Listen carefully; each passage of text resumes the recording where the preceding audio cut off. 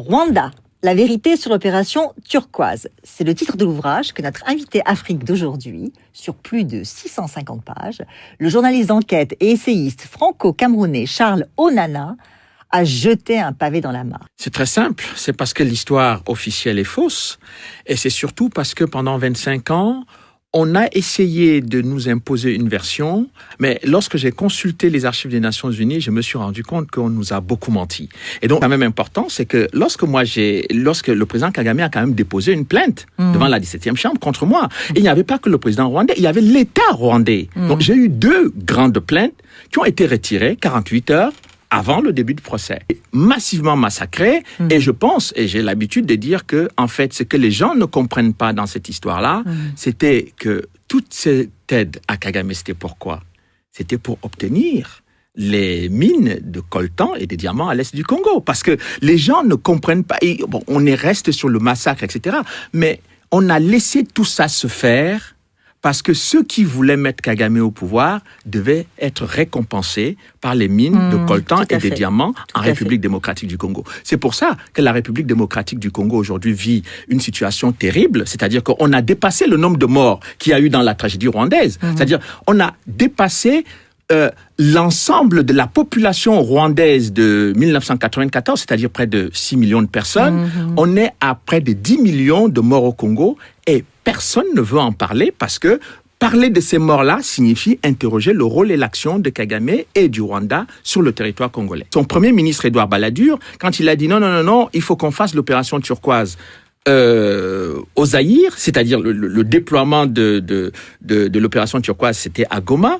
mais le premier ministre Balladur n'a pas compris du Rwanda, n'a pas compris que, en fait, Goma était l'aéroport international du trafic de diamants et de coltan que ceux qui avaient placé Kagame au pouvoir allaient utiliser après pour exploiter les ressources du Zaïre. Voilà la stratégie qui a été utilisée. Et quand on ne comprend pas cette interaction entre les mines de coltan et de diamants et de tous les minerais de l'Est du Congo, on ne comprend pas ce qui se passe sur ce on va appeler le génocide au Rwanda. Le politique, c'est qu'on comprenne que la prise de pouvoir de Kagame est liée au renversement de Mobutu, puisqu'en 97, c'est Kagame qui vient renverser le maréchal Mobutu avec l'aide des États-Unis et de l'Ouganda. Qui, soit dit en passant, beaucoup de Congolais ont toujours soutenu cette thèse et ne sont pas du tout entendus jusqu'à présent. Mais aujourd'hui, ils ont des éléments de preuve. C'est-à-dire que, je vais encore beaucoup plus loin que ça. C'est-à-dire que ce que j'appelle l'invasion masquée du Zaïre en 94, quand j'ai analysé la stratégie militaire d'occupation territoriale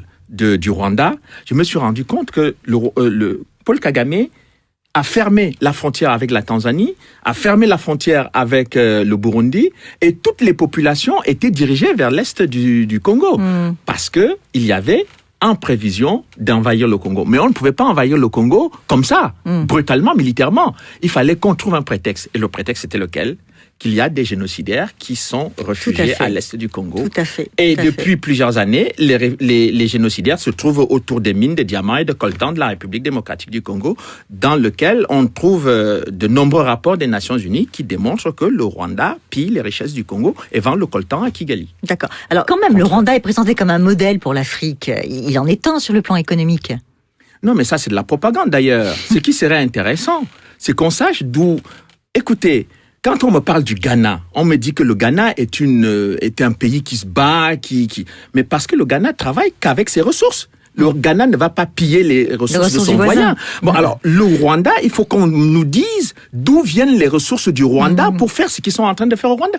Je pense que ce soit les Occidentaux ou les Africains qui prennent le Rwanda comme modèle, il faut qu'ils demandent clairement d'où viennent les ressources du Rwanda pour construire ce pays. Si on viole les femmes à l'est de la République démocratique du Congo et qu'on se tait, si on massacre les populations civiles, si on utilise les enfants dans les mines de diamants et de coltan, si chaque jour les populations congolaises sont en instabilité permanente jusqu'à la tête du pays, parce que le Rwanda mène des incursions qui sont aujourd'hui démontrées par la MONUC, je pense que ce n'est pas très sérieux, ce n'est pas très correct.